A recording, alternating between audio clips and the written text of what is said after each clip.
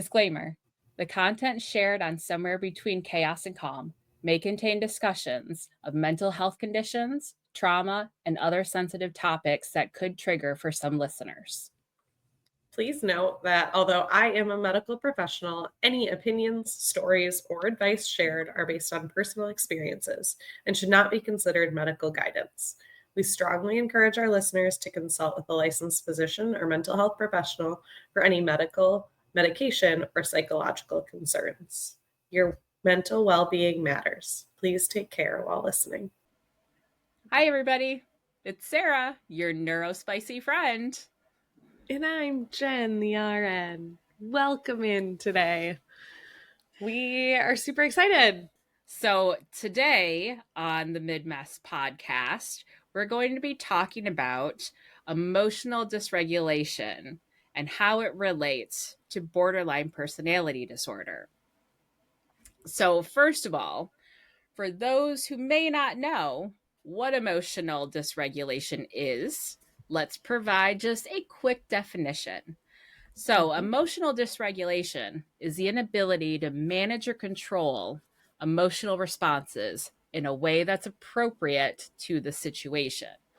So, this can mean emotions that feel too intense or too sudden or too long lasting. And then they can also kind of spiral out into actions that relate to those really intense emotions. So actions that could be hurtful to others, actions that are hurtful to ourselves, our own self-esteem, or our own personal safety.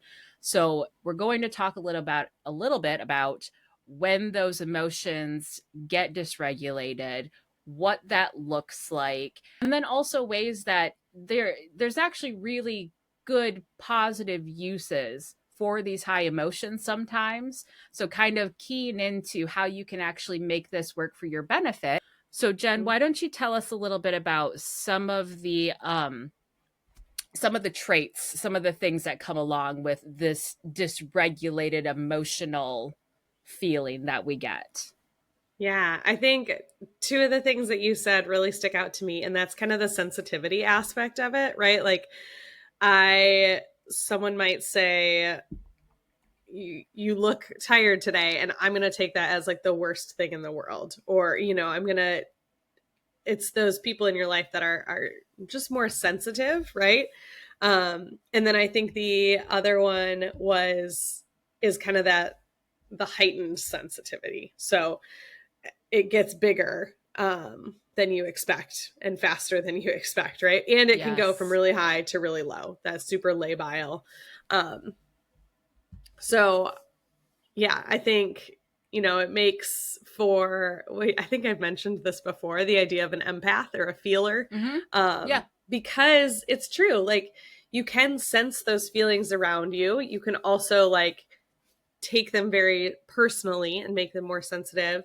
But it also allows you to be more responsive and noticing like kind of what others need too. So let me ask you a question. As a person who's working through this emotional dysregulation that I sometimes feel, yes, the empath thing is very true. And that's actually, it is and can be a really positive trait because the more empathetic a person is, the more responsive they can be to other people's needs. And along with those like big feelings of really keying into somebody else's situation or really kind of being in the moment with them, those big feelings also come like really big passion, which is great, like passionate hobbies and passion about your favorite people and your loved ones. Those things can all be very good. But there is a part in BPD where we kind of take that really good feeling to an extreme that can become kind of hurtful. So it can show up in ways like clinginess or neediness or codependency, or they can come off as being too sensitive to somebody else where it can become really bothersome to somebody. So as a person who has better control of the whole like empath feeling and the emotion part, tell me, is there a part where we can kind of learn to mature this feeling so that it's not so over the top. Do you feel like sometimes when you're like really keen into somebody, you're like, oh wait, I can pull that back? Because I don't know if I always know how to do that. Yeah, that's so interesting, because I feel like it makes me think of boundaries a lot, right? And I think boundaries, we could do a whole episode, maybe we will in the future, about boundaries and how to like safely set them.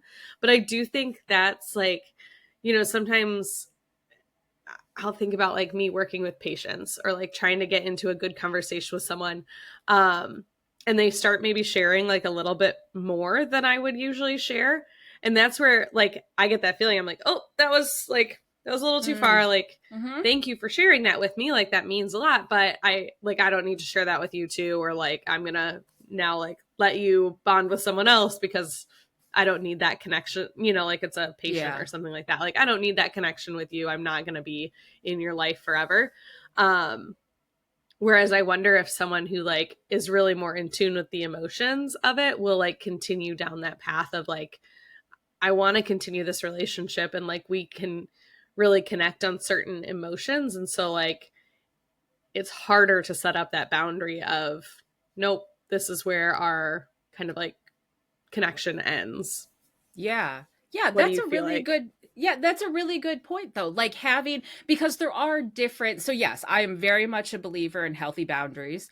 I've not always been good at them. This is still kind of like a newer thing. I mean, clearly, like, okay, I think sometimes people with trauma that they've experienced over a very long period of time, those boundaries become so blurred or so broken for so long.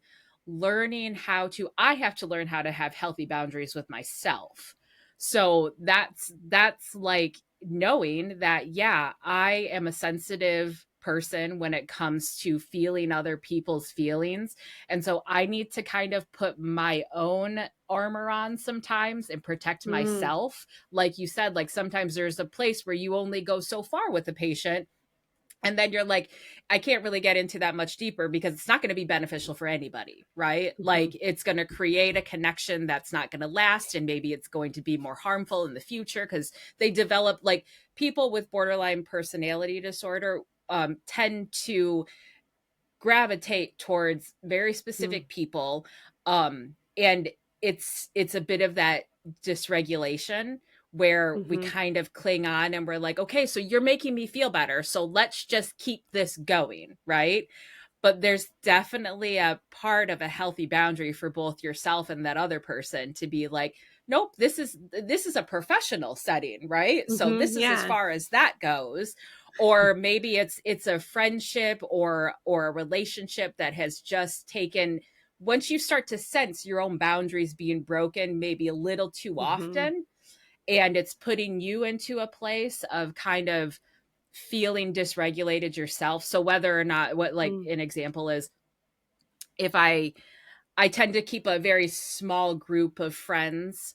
I've had other people that have kind of come and go through my life where it has been just maybe more of a season of a friendship, because there are things that change in a relationship where, as the road goes down, you kind of have to figure out, okay, where is this relationship going as far as how connected I can be to somebody before I start feeling like I'm now owning their issues and their problems and their stories, and I don't have the capacity to own that stuff for other people. And that's where I tend to have to like skirt that line of like, okay, where is that line too much or too little?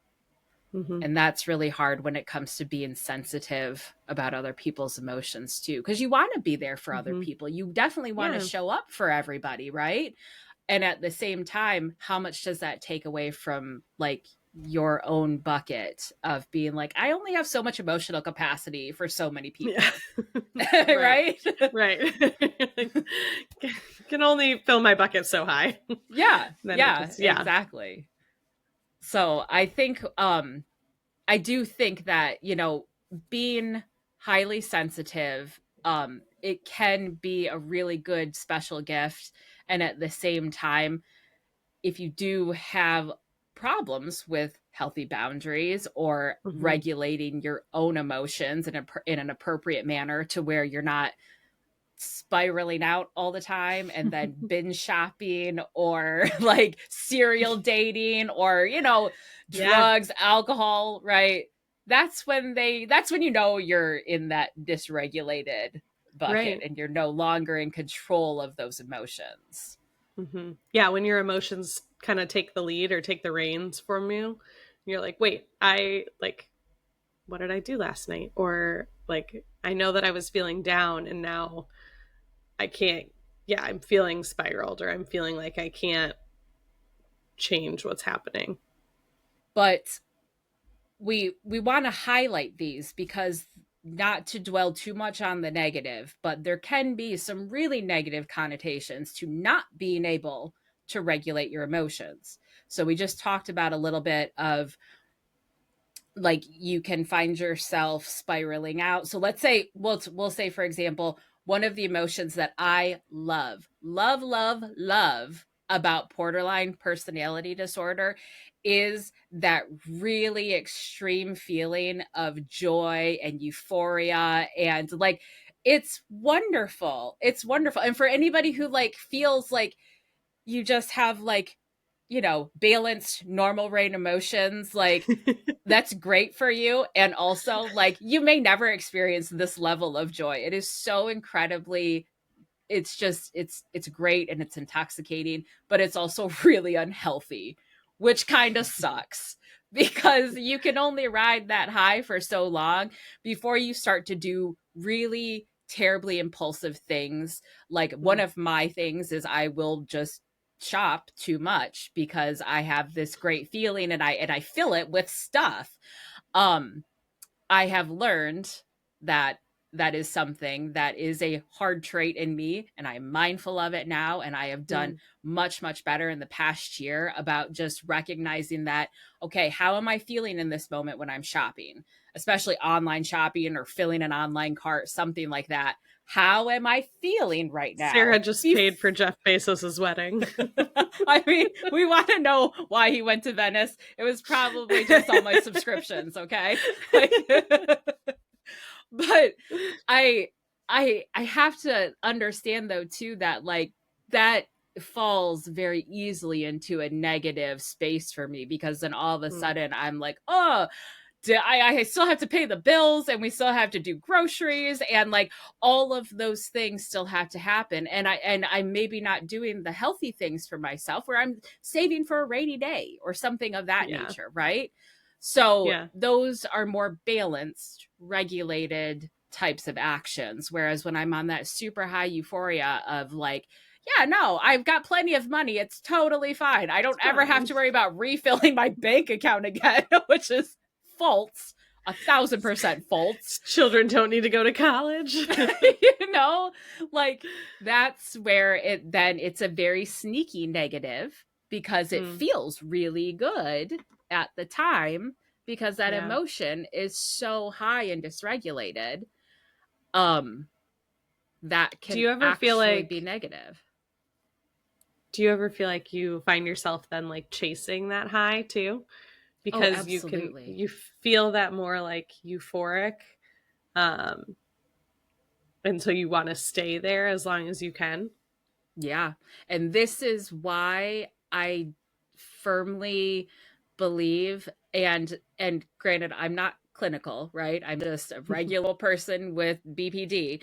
But I definitely can understand borderline personality individuals who will chase that feeling, and they chase it with drugs, and they chase it with drinking, and they chase it with serial dating and one night stands, because it's that boost of dopamine that like, so when your body like naturally just brings you up real high, and then you start to lose it. I can see where, and I've dealt with it myself when I was younger, I can see where like filling it with some sort of a substance or some sort of like action that will fuel that dopamine and that adrenaline, it keeps you at that high, and your brain wants to get used to it, but it's not, it shouldn't have been there in the first place, is the whole issue.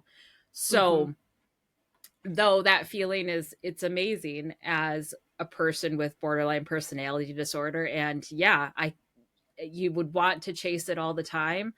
It's so not healthy, because the converse then is the downstream effect, because you are going to come down at some point, and it's usually going to be something that triggers it's going to be something that triggers me, that will just like be an irritant or a minor annoyance, and then it's just going to just spiral from there, and it's going to be all the ways in which I'm not good enough, or it's not good enough, or no matter what I do, it never actually stays fixed. And what happened to that, great joyous feeling that I just had? Like, and then it's, before you know it, it's depression, and it's self-loathing, and it's self-esteem that's non-existent. And there's that other side of it, because it's not well balanced. Yeah. I feel like this is part of too where there's kind of that overlap with bipolar. And it makes it hard almost to diagnose the difference between the bipolar and the borderline, because of those strong kind of opposites that people feel, right? Because there's those high highs and those low lows.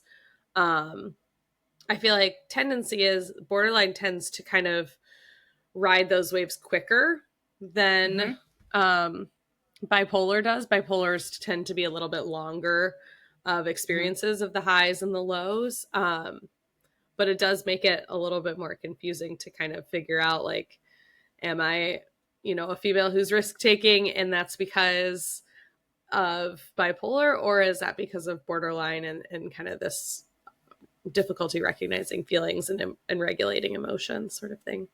Yeah, absolutely. And I'll say, like, so just as an example for today, I just got off of a beautiful long weekend vacation with my husband, and it's Tuesday, and I woke up this morning like, yeah, all geared up, ready to start it's a short week because there's a holiday, and like I'm like, yeah, it's gonna be great. By the end of my day, like literally 10 hours later, I'm having an anxiety attack. I'm crying. My BPD brain, which, by the way, my therapist has recently, this is a total side note, my therapist recently was like, hey, when you're having thoughts that are not healthy thoughts, name your brain something. You have to name it, and then like you can actually like shut it down. So my BPD unhealthy brain, I named Bruce. So Bruce was like in my head, like, okay, you had a crap day and now you're exhausted and you're overstimulated and you should probably just end it all. And I'm like, Bruce, like, we don't just off ourselves because we had a hard day at work. Like, calm yourself down. Like, that's where I started out my day in a great, normal, happiness place, relaxed, cool, calm. By the end of my day, the overstimulation of it all had caused me to just hate everything about my life. And that's the BPD. And that's the roller coaster of just a 10-hour period of my life where I'm like, yeah, life is great. I'm so grateful for everything. Oh my gosh, I can't do this anymore. I don't want to be here. Like, that's too much. It's just too much. Bruce, seriously, man. Yeah.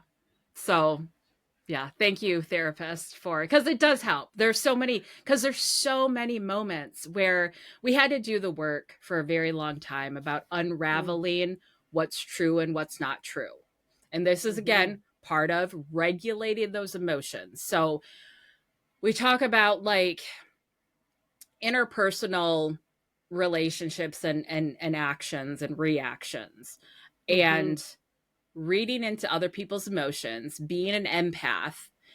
And so the situation will be like, I'm presenting something, or I'm in a work meeting, or I'm just, talking to my family or something. And then you overthink something to the nth degree. And you're like, I shouldn't have said that. That was so stupid. Everybody thinks I'm so dumb now. those are all very this nice ways. Where you send a text message and they don't respond and you're like, shit. I should not have done that. I shouldn't have sent that text. They don't know how I meant it. Like, what if they took it wrong? What happened? Yeah. And then you just, Bruce. That's only because I texted you last week and I didn't hear from you for like a day and a half. And I was like, she's so mad at me. What did I do? You did. You texted me back a really long apology. I did. Sorry, I'm literally up to my elbows in bathwater. Seriously, how many times though? And so like you could talk to like my whole like 3 friends and be like, so how many business days before Sarah replies? Because it's like 3. And then I'm like, I'm so sorry. Like I'm the worst. But anybody else does it to me and I'm like, it's terrible. I said something wrong. And then my therapist is like, okay, put evidence to it. Do you have any evidence to support anything that you're thinking right now? And we did that work for a very, very long time before I've developed the skill now to where I can easily put evidence to it. And granted, yeah, I'm not perfect at it because I sent that message last week and I was like, I'm so sorry. But also, you're my cousin, so I don't think about it that hard. Like, I'm just going to send it. And now I can understand though, like, okay, if there's no evidence to it, then I can tell Bruce to shut the hell up. Because I'm like, Bruce, we had no evidence. You're making that up. You're just trying to make me feel bad because you want my emotions to be all over the board. When I can control my emotions, I just have to continue to practice and use these skills to regulate myself, which is hard. It's so not hard. It's so hard. And we're talking like this was years in the making to get me to this Bruce status now where I can quickly identify, because to this day, I mean, I'm still thinking about stupid crap that I say or do or don't do. And I'm not great about regulating it, but I'm getting better. And that's the goal, to just get better at it, right? You're never going to be perfect. Yeah. Yeah. And that's an interesting thing about DBT is like, it's like schooling, right? It's like sitting in a class and learning skills. Like the first time you sit in class, you're not going to know everything that there is to know about it. It takes time and it takes practice and it takes like testing yourself, right? Like going through hard times and seeing how you respond, and then like being able to end up in a place where you at least know more than when you started and can implement more than when you started. Yeah. Absolutely. So let's get a little bit into the chaos for the week. A little bit of chaos, a little bit of calm. Because you and I just mentioned, we talked about this previously a little bit, about how momming, like being a mom and also raising children and helping them to learn to regulate their emotions. That's kind of the whole basis. And it sounds, as a person with BPD, it's not like I like being called like, why are you acting like a child? But at the same time, I will fully admit that my BPD and Bruce have had moments where I feel so incredibly childlike.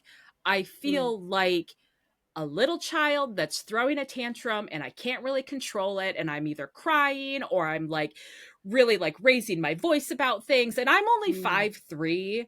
Like I'm not a big person, so I literally probably just look like I'm throwing a tantrum most of the time, and that's what it feels like. That's what it feels like. So Jen, what are you doing with momming with the kids and helping them? Maybe I can learn some pointers. Maybe I can take some tips too. Well, no, it's so true. And I mean, just the idea of like emotional regulation. So I think there's a couple of things that I take away from it. And it's like, first is the validation, right? Like, I think in learning more about BPD and reading different books that kind of we've invested in, like, I think there's such an importance to validating feeling, and to having a support person there and present. And so like, that part of it like is so hard when you're in your adult body and you're looking at your child throwing a fit over wanting Cheerios instead of like Cocoa Krispies, and you're like, this is ridiculous. Mm-hmm. But it's that like such strong emotion of, I want something, I can express what I want, or maybe I can't express what I want. And so like, I don't know how else to express my feelings or to express my needs. And so, gosh, it's so hard as a parent to like watch your kid struggle through that and then like get out on the other side and try and work through what did we learn here? Because they're still kids. I almost think that like there is a lot of research about like not teaching in those crisis moments. And I think you can probably experience that as well, is like, when I'm in the crisis is not the time to tell me to use a skill. Like, yes, it's not, absolutely. Absolutely. It's not gonna work. Like, we're not gonna make it out of that alive. But like having that person there present, and I think we've talked a lot about your husband, about like somebody who can be there and just be present and is not passing judgment on you as you're going through that, but is really just like there and is supporting you and loves you no matter what.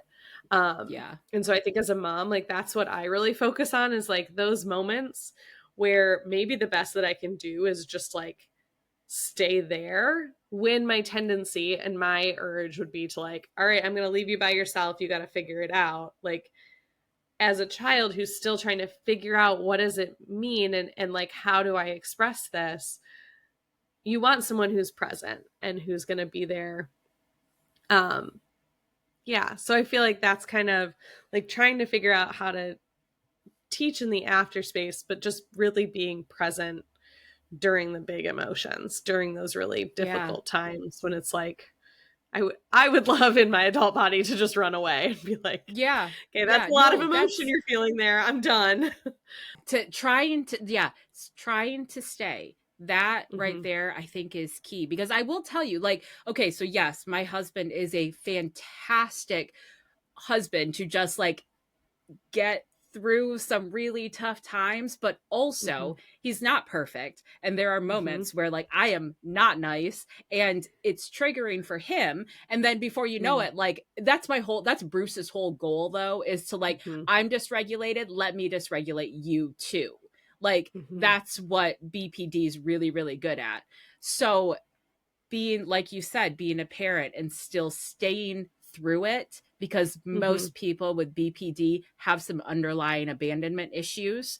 So when you can stay through the really hard stuff as a support person, as a loved one, as a parent, and you stay, and you can say, I think you had mentioned one time one of your kids was in the car and it was like late and they were just crying and there was like nothing you could do. And you're like, yeah, I get it. I'm tired too. And you just stay there in the moment with them. And you teach them like your feelings are valid. Yes, you're crying and you're upset and you don't want to do the thing that you had to do right now, but I'm going to stay here with you and I'm going to validate that. Yes, like I see that you're upset about this. You know, once they start to come out of it and you realize that you can actually reason with them a little bit more, that's the important spot. But yeah, it's definitely like in that moment, you're like, there's nothing I can do. I'm going to sit here with you. I'm going to love you. And when you're done, we'll talk. Right? Like, yeah, exactly. Yeah. It's just one of those like, and I think it again relates to BPD, is like that 0 to 100, right? Of like, I'm good, we're chilling. And then it's like all of a sudden that trigger hits and like feelings are so high and like just so much emotion.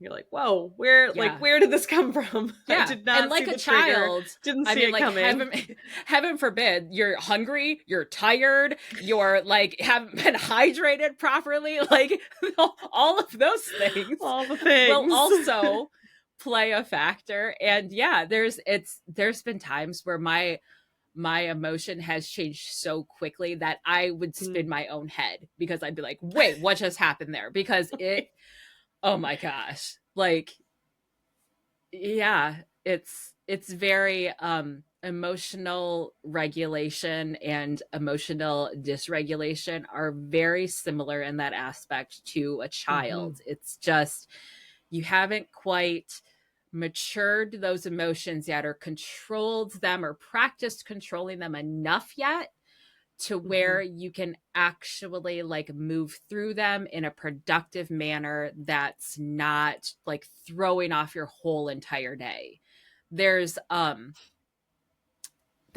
thing where like emotional distress. So like if you're wondering like, how do I know if my emotions are dysregulated?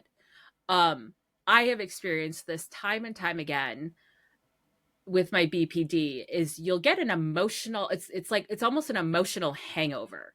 So and I think we give kids a lot of credit for this, because like because okay, kid will throw a tantrum and then they'll get like real tired and be like, oh, they just needed a nap, and then the parents are like, thank God they took a nap, right?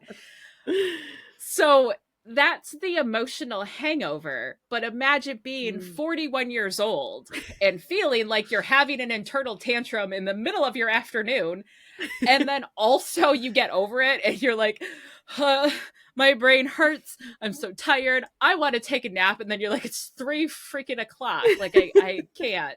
Like that's as an adult who can't regulate their emotions. So like a trait of dysregulation is if you're experiencing a really intense emotion and you're finding that within a small amount of time, or by the end of your day, you're just completely like hungover from your emotions, you could be having some problems with regulating it. That's one of those traits. Or think about a toddler and think, was I acting like a toddler? That's what I do. Well, I think it's so interesting too, because like emotional regulation is not necessarily something that's talked about, especially when we were growing up, right? And so I feel like this is like a common millennial parenting thing where it's like, I'm learning in real time how to regulate my own emotions, as well as trying to teach my child how to regulate their own emotions. Yeah. And you're bound to screw up. Like it's just asking for mistakes. But again, I think it's the trying that's important, and learning the skills. Like I think DBT and skills are not just for the struggle. I think it's for everyone. And I think like, just like we say, therapy is for everyone. Like we need to be set up in a way that's helpful and structured. And I think that using skills that are out there is like a great way to like teach ourselves how to respond in a way that's safe for everyone. Yeah, absolutely. I think the biggest part that falls on people as individuals, which the part that gets so lost, is the ownership of it.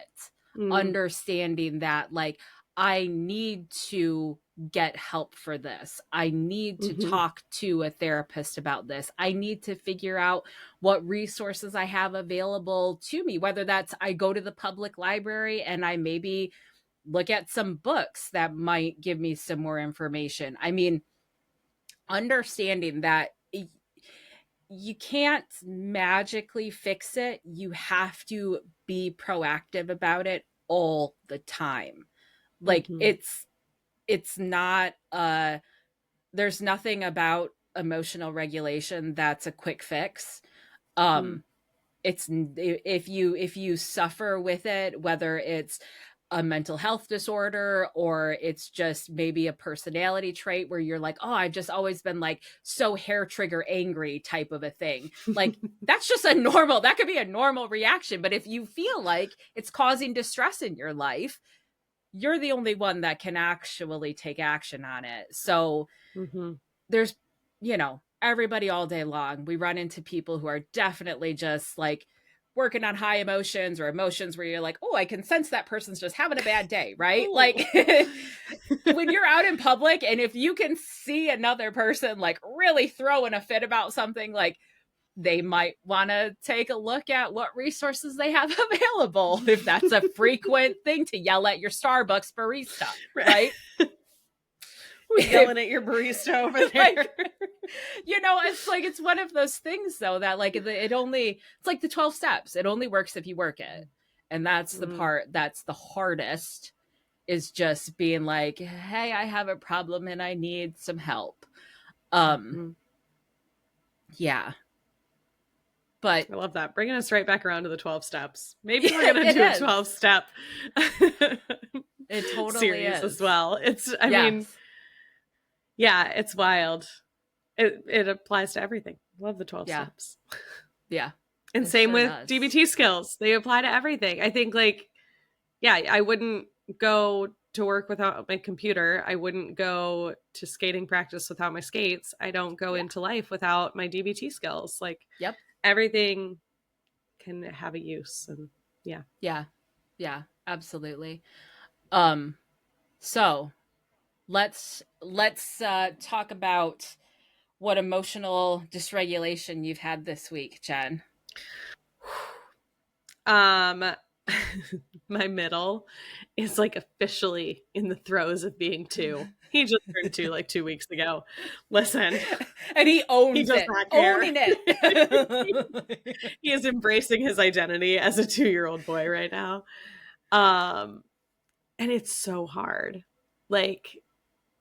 So first of all, I'll start with this. We also have 2 children that live with us sometimes, and they are older than my children. And to the point where I can hear the things that I say to my children echoed in their voices sometimes when they are talking to my children. And I think, did I really say it that way? Shoot, I was probably not the most regulated when I said, when I said it that way. And so just whining all the time or not using words. He just he's been our slow talker throughout his life. And not that he's delayed, but Miss Rachel was really our friend and teaching us how to really express words. And when he gets frustrated, words are the first thing to go. He is just not using words anymore. And it's a lot of crying and a lot of whining. And more power to my husband, who is here all day with these children, because I'm only here a few hours a day and I feel like I'm losing my mind. What did I do wrong? Or is it my fault? Just fully taking it upon myself of why can I not figure out what you want? And then again, how can I support you in telling us what you want? Because we can't just read your mind. And also if I read your mind every time, that's still not going to help you to get to expressing yourself in a good way. And so I think this week I've really tried to sit with him in the Midmess and just be present there. Lots of just hugs, and then use your words. Let's use our words. Because at this point I just don't know what else to do. That's our chaos right now. I have 3 boys, right? And I have 2 stepdaughters who all of our kids are awesome. But I will tell you, it is so much easier to just talk to the girls, just talk, and then we resolve something. Boom, boom, done. We talked it out. We hug. Everything's good. Boys, we might have to take a walk, do something physical. My middle also deals with really big feelings, and he's not great about always using his words. The older he's getting, the better it's getting, for sure. But it's a constant maybe you need to step away and have a moment to just decompress, right? And whether that means he goes and screams into his pillow, or he throws stuffed animals, it's a very physical reaction for boys sometimes, whereas girls, we can definitely we can put it in the brain and we can kind of filter it and process through it. Boys, I think they feel it physically first. And so the first reaction is to, if your middle wants a snack, Like first thing is like, okay, I'm going to point and you're not going to hear me. So I'm going to scream, or I'm going to like, I'm just like, what's, I'm doing the thing. Like they don't think He's like, first. I'm trying. Yeah. Yeah, they don't think first to be like, wait, let me just use my words. And especially with being 2, he's like, I don't have the words. I don't know. I don't know. I just want what I want. Yeah. Buddy, I don't know what that is. Yes. Yes. Oh my gosh. Yeah. It's so hard. Yeah. You just like, it's just one of those things where you don't feel like a good parent at the end of the day when your child just whined for 5 hours. Yeah. Yeah. I can only agree with you there because I don't know. Yeah, I know. We all have been there. We all feel it, but like it's a tough place. 2 is tough. 2 is tough. Like 2 is tough. So 2 is, and so you have to practice a lot of your regulating of your emotions. A lot more of me. Yes, so that you can, because they do, the kids, they're learning everything. They learn by watching us and hearing us all the time. And yeah, the whole thing about like, you've had moments where you hear the kids say something, you're like, that sounds exactly like me, but not in the way where you're like, that sounds exactly like something I do. So it's more like, I sound like that. Like, it's like, oh my gosh, do I really talk to him like that? Yeah. Buddy, stop talking in that voice. Like, use your words, buddy. Oh my God. You're right. I did say that. I know. Oh. Yeah. Yeah. I do I'm a big deep breaths because I agree. Like if it was up to me, I would just leave and I would go sit by myself and decompress. And since I can't do that, I do the big deep breaths. And I've tried for a while. I was like, when it was my daughter, I was like, let's take deep breaths together. She was, no. It's like, okay, well then I'm going to take a deep breath because I need it. Like, you can do whatever you want, but I'm going to take my deep breaths over here. Because even that, like the like square breathing, right? Like in for 4, hold for 4, out for 4, like helps me to like regain my brain a little bit. And like, okay, it's, first of all, it's that idea of like, it's not the end of the world because we're crying. It's not, the world's not ending. We're not in pain. We're not hurting. And I think that does help. It grates on your nerves. And that's the part that, you know what I mean though? Like it does. It like, that's the part where you can feel that fuse just getting smaller and smaller and smaller. And you're like, okay, do the breathing. You just get tighter and tighter and tighter. And you're like, just stop. Yeah. But the deep breaths are like, okay, I love you and I'm here. And when you want to tell me what you want, I will be here still. Yes. I agree. I love that because yes, it is true that, so for support people of anybody who they love that has BPD and you want to do better with them and you want to show up for them in a way that they can respond to. It's the piece that we talked about, the staying part, the keeping your own composure while they may be a hot mess of emotions, like finding that breathing, finding that space to say, yes, I'm going to stay, but I am still going to regulate myself because I'm not going to allow, as much as I love you and as much as I want to take care of you and I want to make you feel better, I cannot let your emotional dysregularity come over to me. So like, the toddler can be throwing a tantrum and your fuse can be getting shorter and shorter. And then boom, you get dysregulated because you're like, oh my gosh, I can't take this anymore. It's so annoying. And you just lose your cool, right? Now you have let their emotional dysregulation spill over to you and it has become a whole thing. So being that support person, being that person who knows, I think just generally in any situation where somebody has high emotions, if you're the other person and you can feel that other person's high emotions, being that person who can be the calm one, like it will change the whole situation faster than you can even imagine if you can just maintain that composure, not feed into the dysregulation of the entire situation.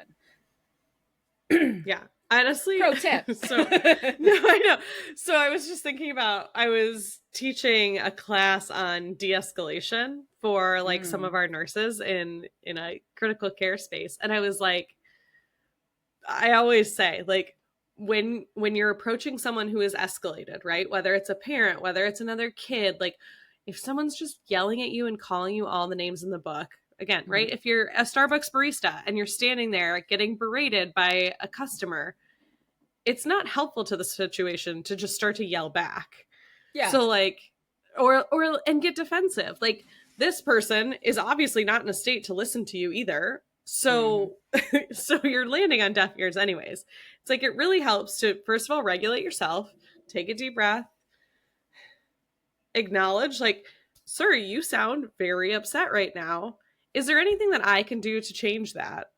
And honestly, it puts it back on that person, right? Where it's like, either there is something, you can change your face. Well, no, I can't, sir. Thank you for your realistic expectations. But like, it helps them to then like come back and be like, you're right. There's nothing you as a person can do. I'm just mad and I need to get it out. Yep. It's like, okay, that's, you know, like so often I feel like when you see those people that are so escalated, if you approach that situation regulated in yourself, it can help diffuse those situations so quickly. Yeah, absolutely. So I'll tell you, so my chaos for the week. Yeah, I was going to say, tell me. Yeah, this one's really good too, because it's, so we just finished talking about how my husband's so amazing and like he's you know, he knows the things about BPD. Right, well, until I drag him in. Also, like, yeah, he's not perfect and he's a human with his own emotions and his own life that's happening all around him all the time. And so right before we leave for vacation, we get into an argument, something about kids, who knows. This is the way that it goes though. So I get triggered by something. He's also slightly triggered because we're also both trying to like leave and go on our vacation. And for anybody who is a parent or has other dependents in your household, just leaving is not a thing. Like, you don't just, unless you have no kids, no pets, no nothing, like leaving is just, it's hard on your system. So we finally like get everybody out the door and we're all ready to go. And then what do we decide to do? Well, we both decide to just get triggered and start arguing about parenting right before we're supposed to leave for vacation. Now, the fun part in all of this though, so is I'm dysregulated. He's dysregulated because he got annoyed by something else. I got annoyed by something else. What did we both decide to do? Bring both of those things to the table right before we're supposed to go on this very long motorcycle trip. So we're an hour late. Touching each other for many hours. I know. Like physically touching. Yeah. And like this man is he's in control of the motorcycle. I'm on the back. I have no controls. And I'm like, yeah, let's start a fight. So we're like an hour. We caused ourselves to have an hour delay because for an hour, we both decided that we were just going to argue with each other, which really ended up like, if we both boiled it down, which we did, we both decided at the end of the argument that we were both arguing about the same exact thing. And really, like, we both are doing the best that we can. And we both, I think, just recognize that we were in a place where we were like, oh, maybe we just haven't talked about parenting together in a really long time. And it just came out like very loud, right? Like that's... So there's moments where like we're not perfect. Our emotions do get the best of us. That was my chaos. And then we left. So we left an hour late and we're both like emotionally hungover at that point. And we're like, okay, let's get on a motorcycle. And we both stopped before we knew like taking off for our trip. We apologized. We acknowledged each other. We appreciated each other. And then we did say like, we are arguing about the same thing. And then we just moved on and we were able to enjoy the rest of our vacation. But it's moments like that where it's not going to be perfect. Somebody's going to come to the table dysregulated. Somebody's going to come to the table more dysregulated. And then you're going to... That's where, yeah. But somebody in there, a more patient one at some point, has to be like, okay, actually, maybe we just let this breathe for a minute and understand that we both love each other. We're wanting the same things. We both want the best for each other. And you can kind of move on from there. But yeah, I'm impressed with you guys. We're the type that like, we'll get in the car and I'll be angry for like the first hour. And then after, then it's like, finally, I've maybe been able to like process why I was angry and we can talk about it. Or like, we're the type of couple where I can't always express it. And so I'll text it to him. We did long distance for like most of our relationship before we got married. And so it's like, sometimes it's easier to just like text your emotions, write them down. And then it's like, okay, now we can like actually have a conversation because I told you in a different way. Yeah. And that person can process it in their head the way that they need to. And it's so funny that you say that because we are very different. We found out very early in our relationship that we cannot, but I have BPD. So like, if you're going to text me something terrible, like, oh my gosh, it's going to be the worst thing in the world. Like, it's going to be terrible. So we figured out like very early on that we have a very strict rule about like, if we are going to have something that's going to become a debate, which could potentially become an argument, like we can't text it at all. We have to wait till we're face to face. So everything that's like, I don't think that's the right thing, like that gets a pin in it, and I'll talk to you about it when you get home. Like we can talk about it later. So like that's so funny though that like you guys will be like, okay, let's air this here and then come back to it. It's not a bad way to do it though. If because you had mentioned that before, where if you can just jot something down and get it out, it helps you move on quicker than holding on to it. And sometimes reading it is like, yeah, we were just talking about the same thing and like there's no reason to argue about it. Or like, yeah, now I'm a little bit less mad and I can read through it and be like, maybe some of these things like aren't changeable, and like that's okay too, and I just needed to get it out. Yes, exactly. That was our whole argument. It was just we both needed to get it out. And that always happens. Like the minute we get rid of our kids, we will find something to argue about, because I think we're just like, when you're parenting, you're just like survival all the time, and you're like, it's fine. We'll get to that issue later. We'll get to that, and then they leave, and you're like, wait, we just left all these issues on the table, and now we have to talk about them in a very loud voice. Like, oy. So there we go. Emotional dysregulation, folks.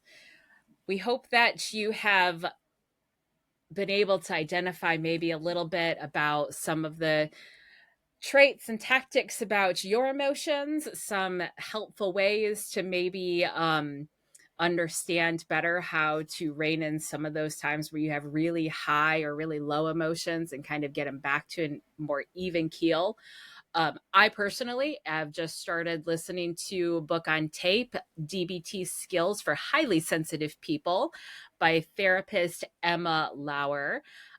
It's a very well written book for people who have borderline personality disorder, who are maybe trying to understand the DBT therapy, the dialectical behavioral therapy, a bit more.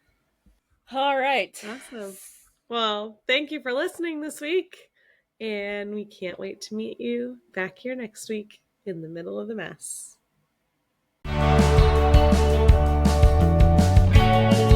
know you put it in the chat, but are we ready? Yeah. Okay. I'm never ready. Oh, wait. And I know the intro's always so freaking awkward. We do this every time. What happens? Every time. Okay. And action.